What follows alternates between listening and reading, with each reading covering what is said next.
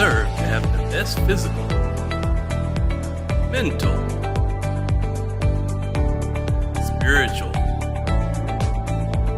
Zealous Wellness with Mike Hollis. Hey there, and welcome to Zealous Wellness with Mike Hollis. I am your host. Another fabulous Monday evening here in the Northeast Florida, which I have a guest from this area tonight. We're going to be talking a little bit about home health care, and so that's one thing we think about. We don't think about it really until whether we have parents or older relatives that need assistance in that area, or it's us ourselves. Like by the time we get old enough and have gone through most of our lives, and now we're like, okay, we retire, and now and again, depending on our health choices, that's a big deal for me. I've seen people that I've known in my family as well that have not done very well in their older ages, and I think I kind of go back to kind of their food and their diets and what kind of discipline they had with that, and definitely there is a need for home health care and for the older people that can't provide for themselves anymore. We're all going to get old one day. We're all going to perish, and it's all fine and dandy. But definitely want to make sure that we're taking care of ourselves to live as prosperous and pain-free and feeling good as we possibly can throughout our lives. And when you get to the age where you're going to need some assistance, yes, you got some family members that will help you out, but even more in-depth assistance would be specialized care from home healthcare industries, companies in that industry that do a fabulous job of just taking care of the older folks that need that care. So definitely it's very important. My goal as a kind of a health advocate, health coach, I want to keep people out of those kind of situations as long as possible. I know that they're going to be a time where it doesn't matter how healthy you are, you're going to get to a position where you're going to need some assistance. And it's awesome that we have providers like I'm going to introduce to you as far as what they do and what they offer, and just ask her some questions about just the industry and what happens. She specializes in dementia as well, so that's going to be one of my talking points. I'm really definitely going to be very intrigued with what she has to say about that. My mother has an early onset Alzheimer's, so kind of learning a little bit about that myself and how to kind of accompany that and kind of learn how to deal with those kind of things and the struggles that she's going through and so forth and so forth. But we'll definitely love to hear from our guests. But real quick, we're going to pause for a quick commercial break from our sponsor. And when we get back, I'll introduce you to our special guest for tonight.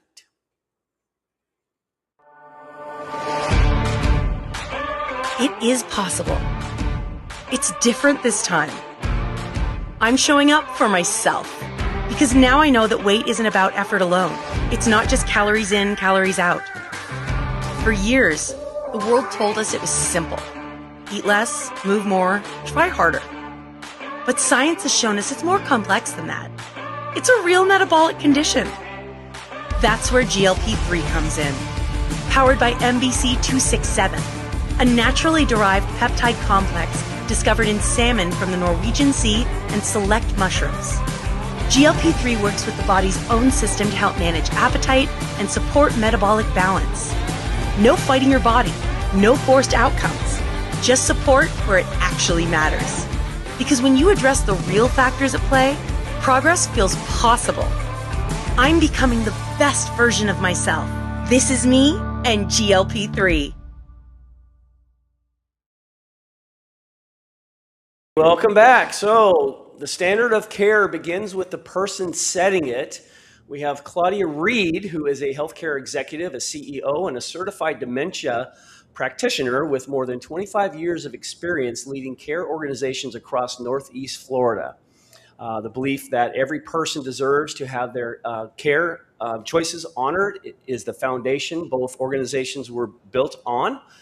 Choice Matters home health care and tailored home care services exist to serve individuals at every point of their journey with clinical excellence, personal dignity, and an unwavering respect for the people they serve. Miss Claudia Reid is the co-owner of Tailored Home Care Services. Miss Claudia, how are you? Pretty good, Mike. How are you? I'm good. I'm good. We were talking a little bit before the show started and just kind of picking your brain a little bit about some things. But you definitely very specialized in dementia. Tell me a little bit about what you do for people with dementia, different stages. What's kind of the protocol when you first get somebody who's diagnosed with that disease? Well, the way my companies service this community or serve this community, we provide services to people with dementia and as well as other ailments, but we show up where the need is. As far as tailored home care goes, that's a non-skilled service, and we're basically an extension of the patient. So we are there to keep them safe in their home or wherever they decide to age. We see patients that are aging in place at home, patients that live in maybe an assisted living facility that may need more care or more time and attention than that facility offers. So we meet our patients exactly where they are, no matter where they are, their place of residence. We're just providing that extra support, that extra set of eyes and hands on them to keep them safe and to minimize the anxiety that comes with that confusion.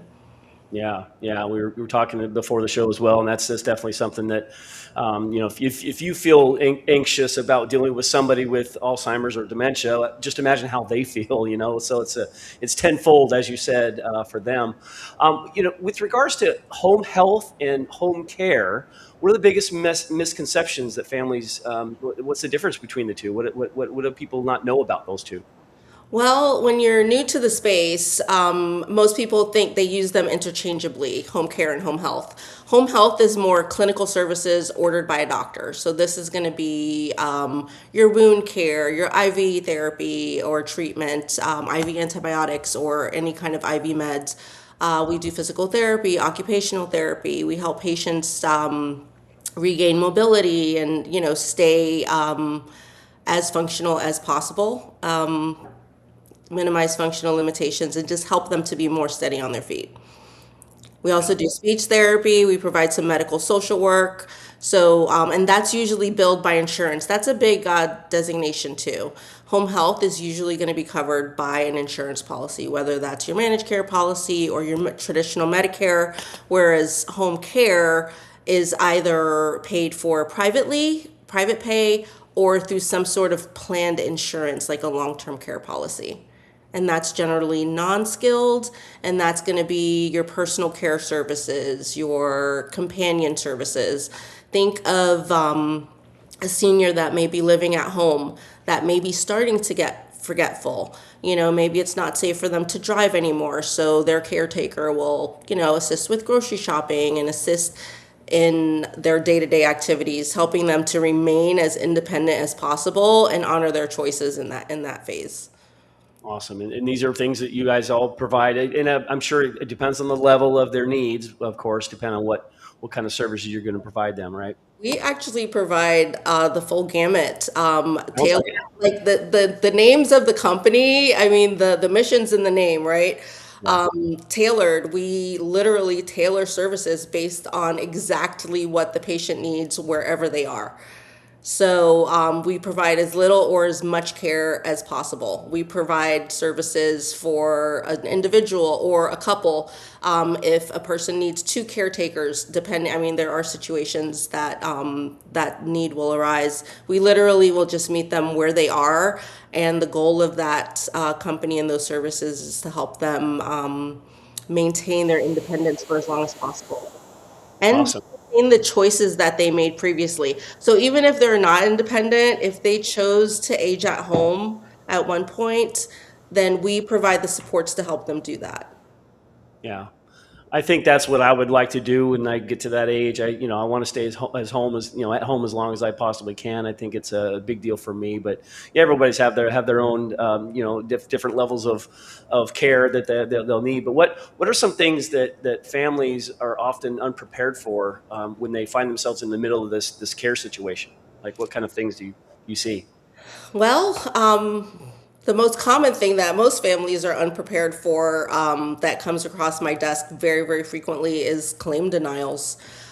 Just having the right policy at each phase of, of this portion of your life. Not all insurance policies are created equal, and not all of them serve you throughout the spectrum of like post-retirement through the final phase of your life. So choosing the right policy and just claim denials is a big one. It's usually a shock, but when you choose a managed care policy, there are going to be times when that care is managed and you're susceptible to claim denials, which can be frustrating, especially when you need the services.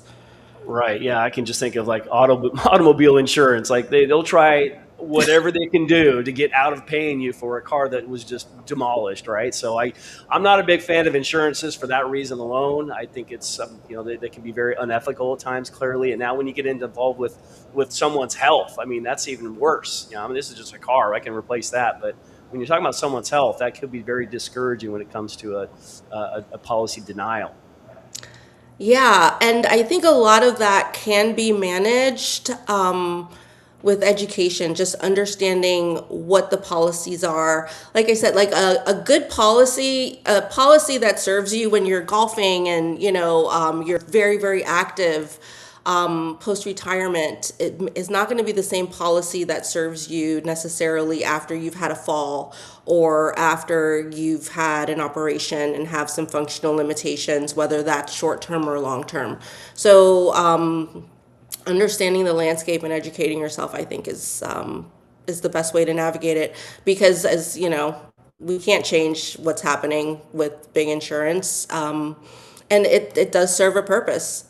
So yeah, it can be very confusing and frustrating. Of course, I look at any insurance policy, I'm just confused right off the gate. Like, man, this is so. There's a lot of like fine line material that you may not understand, and maybe the insurance companies are hoping for that. But we got to do what we can to obviously help our older generations and keep them as healthy as possible, right? So if you have a lot of people associate getting help with losing independence. Do you agree or disagree with that? I absolutely disagree with this one. This is a huge misconception. Independence is lost in the waiting for care. It's lost in the time between the time that you need a little extra help and the time you get it. It's lost in the sense that independence is lost when you have a fear of falling, so you don't leave the house. Independence is lost when you don't prepare your favorite meal because you're afraid to forget to turn off the stove. Independence is lost in so many small ways that we don't talk about, and independence is gained by getting that help. Having that support keeps you safe. Having that support gives you the freedom to, step out, get out of the house, be active, do things that you want to do. You might have a functional limitation that limits you from getting in the car and driving to lunch with your friends, so you don't go hang out with your friends anymore. Your social calendar starts to diminish, and that takes a toll over time. And just having one caregiver that's, an extension of you, all of a sudden all of those freedoms and choices are now back in play for you. Yeah, those are things you don't really think about until it's actually the time. And that was a great answer. I mean, that made so much sense to me. I'm thinking of I had a grandmother that lived to be 99 years old, and she was driving up until she was in her early 90s, and she was very independent.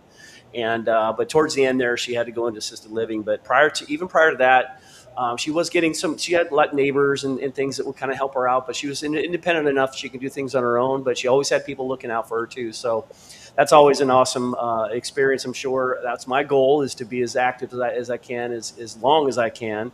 And I don't, again, I'm a guy, so I'm really stubborn when it comes to help. I got this, I can figure this out, kind of thing. But there definitely will be a point in my life that I'm going to have to listen to somebody and take their word and, okay, you can help me now. How are you protecting your clinicians from burnout? Do you experience that at all? Well, yeah, on the skilled side in home health. You're growing businesses too, how do you deal with that? Yeah, it's hard work for the clinicians. They see patients all day, And historically, they're coming home at night and, preparing a meal for their kids, and then they're at the dining room table and they're charting for hours. So, I treat my clinicians well. Treating people well is a classic for a reason. It goes a long way. But also just investing in them, paying people well, treating people well, investing in technology that helps them. My skilled company, we recently invested in an AI solution to assist with clinical documentation, which the outcome is more accurate, more clinically accurate documentation, but also less time charting for the clinicians. So investing in tools that help them and give them their time back in the evening is a big deal. So I try to do what I can when I can. Yeah, I'm sure it's a lot of hard work. I'm sure that there's people have different needs, and you have to, as a caregiver, you have to know exactly what you're doing, and I'm sure there's processes and protocols that you follow to cover all the bases and make sure that they're taken care of in the best ways possible. If you have a family and they notice like small signs that a loved one needs help, what are some of what should they do really before it's actually an emergency at that point? Start planning right away. If there's not a plan in place, what does the next 5 years look like? Where is this person going to live? What's the plan? Who's going to be there to assist them? What is their living situation like? Is their home safe? If someone's, let's say, had a fall, it's time for family to come in and make sure the rug isn't kinked, and make sure, if someone's in a wheelchair, that doorways are widened, that maybe things are shifted in the house so that they have access, to their favorite coffee cup or, whatever that looks like. Just planning as soon as you know. I'd say people our age, we need to start planning for this season in our life, so that it's not, decisions are not made in haste or out of in a reactionary situation. Yeah, that makes perfect sense. And I kind of relate to my own experience. And even though I helped out a little bit, but I'm in Florida, my family's in Washington State, my sister's up there helping. And so I had some stepbrothers as well that were helping with this whole massive change of, with regards to my parents, having both of them at one point, having to move out of the house that they bought 6-7 years ago, 4,000 square foot home with actually it's 4,500 square foot home. It's a very large home, had a basement they never went into because, my dad probably could go down the stairs, but my mom not so much. But yeah, I remember that, and again, when you think about this, especially my mom going through Alzheimer's at the time and still clearly is dealing with those kind of things. It took a long time for her to really understand what was happening and for her to accept it. She would cry a lot. My sister would tell me some stories, and I understand. I that is like a big deal. Do you see that kind of stuff as well? I'm sure you do, as far as, families that are having to make this massive change. Now, it wasn't like my mom moved into a assisted living, then my dad later on. They both moved at the same time. Dad's got some heart issues, so he wanted to have a little bit of security there, knowing that he could, he got sent to the hospital a couple of times for some palpations and things like that. So, of course, my mom at one point didn't even know my dad had left the house in an ambulance. That's how, her Alzheimer's is kind of getting at that point. And it's kind of leveled off. It's actually gotten, pretty calm. She's doing pretty well, but when you have a family like that experiencing those kind of things, is it I know you guys know, the things that you've already mentioned are really awesome, because you don't think about some of those things. You're talking about like anybody in a wheelchair, you got to widen the doors and make some definitely some big changes to make their lifestyle better. But when it comes to the stressful and the mental side of that, what kind of systems or what kind of care do you give those families that are struggling mentally about making that huge change? It is a big change. And this goes back to planning, Mike. When you're like, for example, my mom, she lives in a condo in Miami, and she owns several properties. She likes to move around, but we're constantly thinking about that. How easy is it for her to be as independent as possible with where she lives. Like, all of those things really need to be considered. Also, I always suggest getting help as soon as you start feeling like there is a need.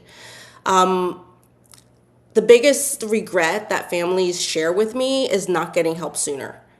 I never hear a family say, "Oh, we got help too soon," and you know what I mean? We don't need it anymore, kind of thing. And you can get as little help as you need or as much help as you need. So it might be, 4 hours a day, a couple days a week that your mom needs or your dad needs or the family needs as a respite. I have families where their aging parents are living with them and they are just managing everything. So you shift from being the adult child to your parent to a caregiver, which is a very, very different dynamic. So I guess my answer to that would be planning, and if you can get help, get it sooner than later. Yeah. One thing that people may not realize or think about, and it has a lot to it adds a lot to the stress as far as because you can imagine one of the reasons maybe that people don't want to move into an assisted living so soon is because of how much it costs.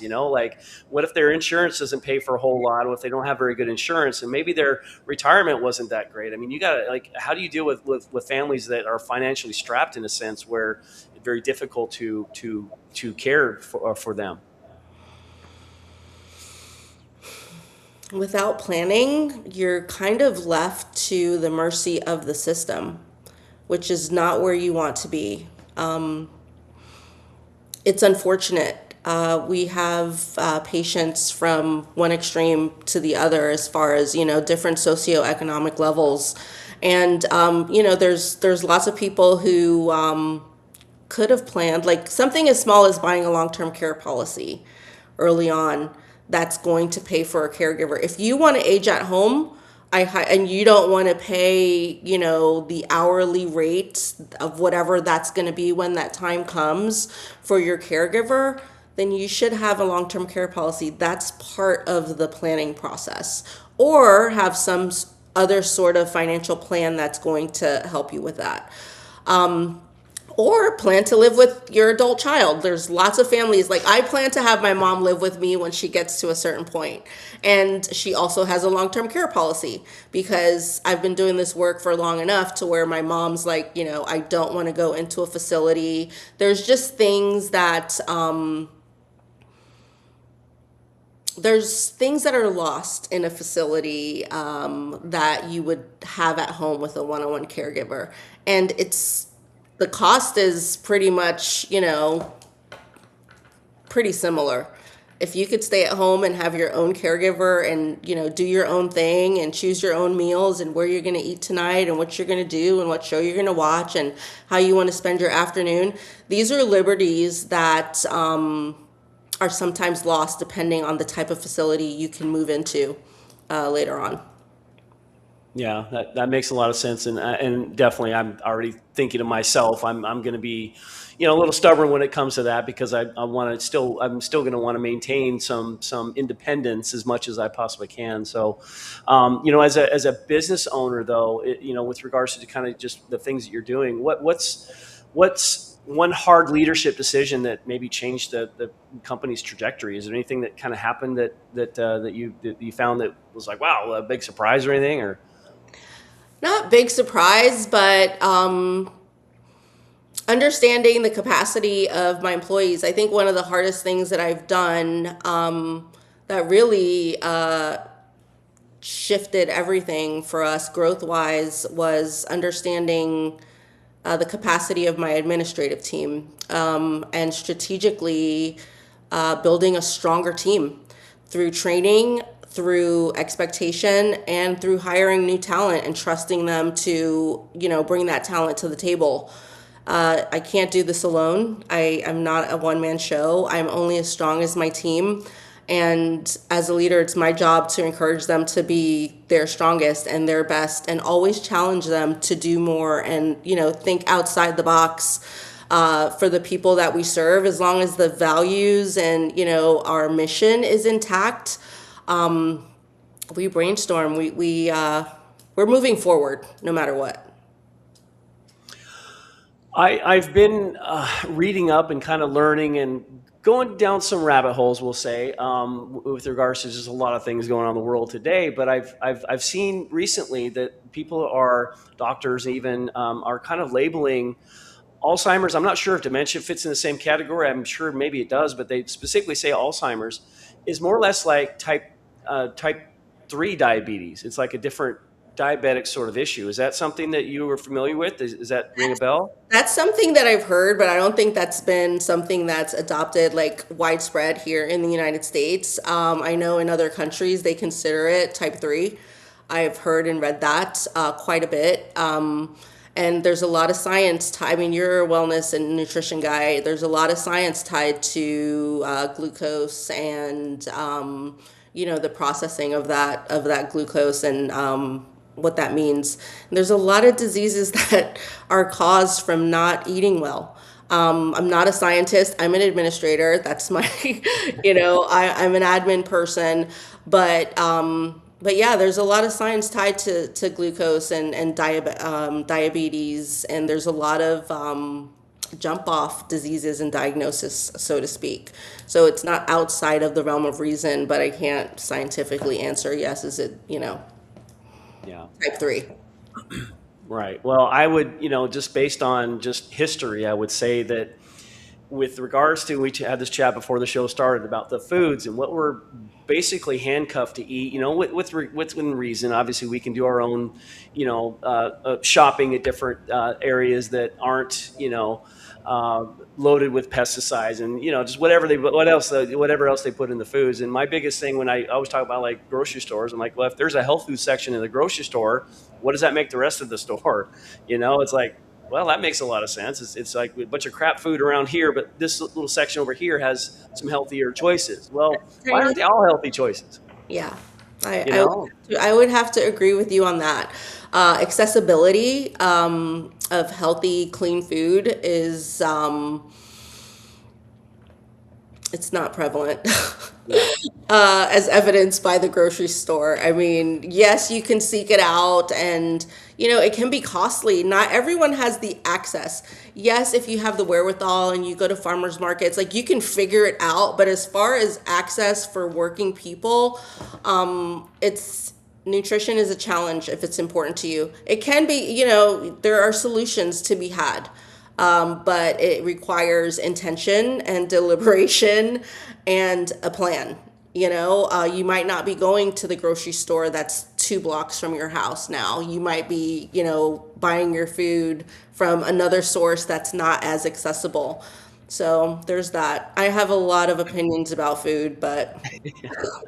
Yeah, well, I mean, you think of just the United States being the very wealthy country, it's probably the most wealthy country in the world, really. But we got the sickest people. It's crazy just to think about, like the hypocrisy in a sense, where it's like, we got all this, money and greed. That's really, I think, where the food industries kind of have, a binding on us, is they're able to do things that they have the power and control to do, and we're just like, well, I guess we just have to eat these kind of things. And but that's another reason why, I obviously you're in an industry that requires, to older people to care for. I'm in an industry that's trying to keep people as young and healthy as possible for as long as possible, but it's inevitable. Your position and your job and your industry is inevitable. It's going to have to happen. It's, sooner or later, we're all going to need some of that care. So I really appreciate what you do.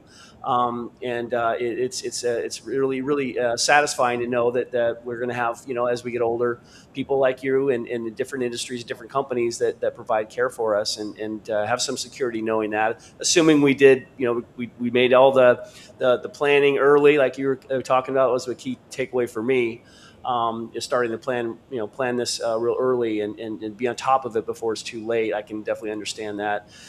Any other things that you want to talk about? Do you service anybody, any individuals in this outside this area of Jacksonville, or are you just in Northeast Florida?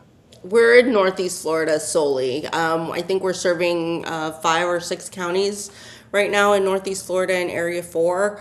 So that's Duval, Clay, St. John's, Baker, Nassau, St. Augustine, St. John's. Yeah, Northeast Florida is predominantly where we are. Okay. As far as it goes, I say eat well and keep moving. You don't use it, you lose it. That is very, very true. If you stay sitting in a chair, you're probably going to end up in a chair. So move and eat is my advice. Move, eat, and have a plan while you can. Make your decisions known to the people that are going to be either burdened with caring for you later or are going to be the facilitators of that care, like a POA or something. If they're going to be involved in caring for you, whether that's making decisions or physically caring for you, make your decisions known. You can stay home if you want. You can stay home and until the last day. If that's what you choose to do, with as little support or as much support as you need. Or you can go to a facility. Another thing I always recommend, if you go the facility route, a lot of seniors will go to like an independent living facility, and it's very active, but there's no assisted connection. I've seen couples where, they move into an independent facility type situation, and one of them, becomes ill or now develops a functional limitation and now needs assisted services. You don't have to separate. You can get help where you are, and a good resource is any social worker, whether the social worker or a referral coordinator in your doctor's office. If you ever have home care, ask for a social worker. Ask your doctor, ask for these resources. They're out there. Awesome. This is new to me. Other than dealing with my parents and just they've kind of got the things under control there. I didn't know that there was so much, so many moving parts to this kind of stuff, and it's making me kind of think I got to prepare too and so forth. But how can people reach you if they have an inquiry about your services here in the Northeast Florida area? Well, they can always call the company or just visit our website. We're choicemattershhc.com. And that's for skilled services. If you want a Rockstar skill team or a Rockstar therapist, definitely call us for that. And if your family is just needing some extra help from mom or dad, you can call Tailored, and you can go to our website. That's tailoredhcs for homecareservices.com. Awesome. Well, thank you so much.